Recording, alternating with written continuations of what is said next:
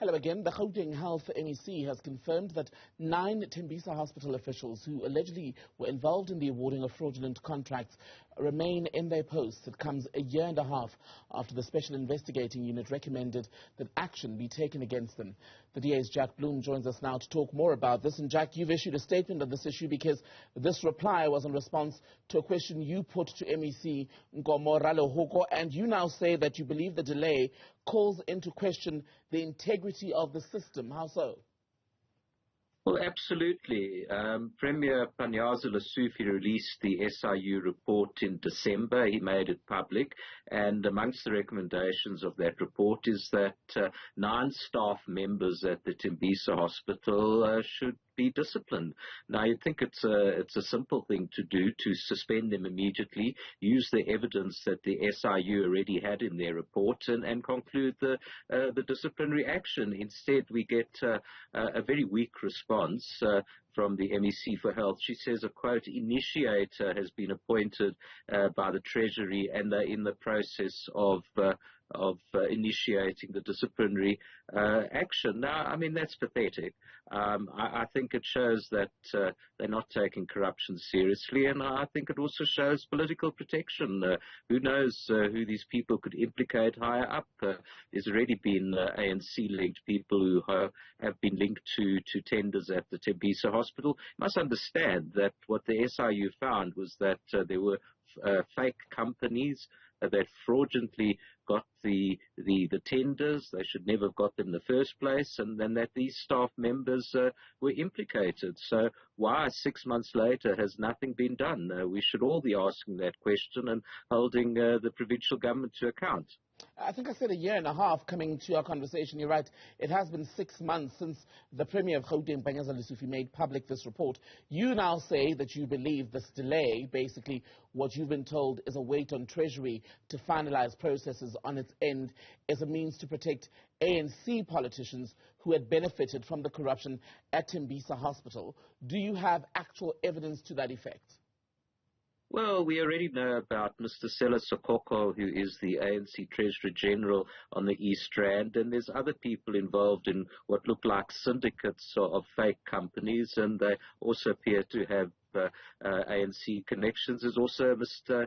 Mamela, who's a nephew by marriage to President Cyril Ramaphosa, and his companies also have been involved in this. So there's lots of ruling party links. And, perhaps they're trying to stall this until after the election next year, to stop the bad publicity that would come from it. But really, this whole thing stinks. We still need to remember that Babita Deokaran was assassinated, we think, for pointing out the problems at Tembisa Hospital. She stopped or tried to stop many of the contracts and transactions from going through, and she paid with her life for it. So this is the stakes.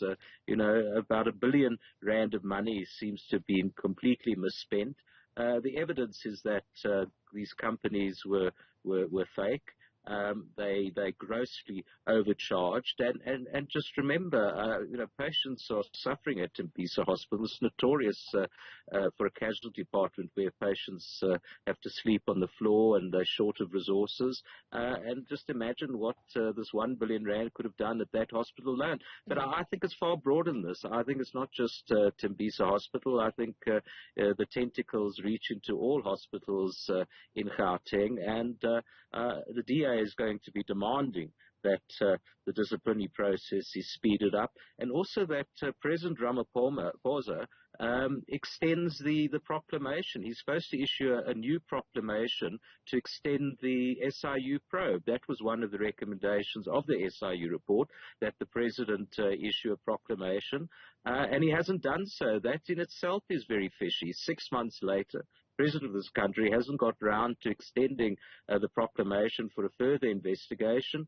We're entitled to be suspicious and think that it's because maybe it's going to implicate people close to him, perhaps, or certainly the ruling party, and bring the whole house of cards down. And I think that it's just absolutely appalling that they don't seem to be taking corruption seriously, starting with Tembisa Hospital. But lots of other corruption in the Gauteng Health Department as well. Okay, so what then, at this point, you have a feeling that this may be a delay linked to people who have political connections who are accused of involvement in corruption at Tembisa Hospital.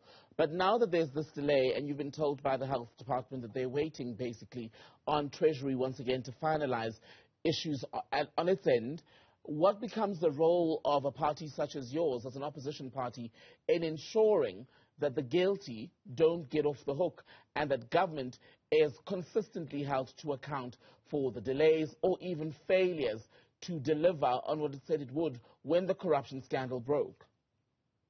Well, I'm going to have follow-up questions in the Gauteng legislature, and the DA is going to consider what legal steps can be taken in this matter. And also, I've asked my colleague in Parliament, Linus Breitenbach, to find out what's happening with the delayed proclamation that the President is supposed to issue. I think the public need to be more vocal about this as well. This is lives at stake, really. It seems that they're very quick to discipline whistleblowers. You know, Babita Deokaran was actually harassed, and there was a trumped-up charge against her, and they made her life very difficult. So they can act very quickly against whistleblowers, but it seems, there's massive delay when it comes to people who are implicated in corruption. So, I think that we need to do everything we can to get to the bottom of this. My own view is that the Gauteng Health Department is very much like Eskom, and in fact the former health ombuds said exactly the same thing. He used to chair the Eskom board at one stage, and he himself compared the Gauteng Health Department to Eskom, and he said they've got the same problems, and I think there's a similar level of criminality and also incompetence, and for the sake of the health of millions of people in Gauteng, we've got to get to the bottom of this. We can't give up this fight. Jack Bloom, good to speak to you. Thank you so much for your time tonight.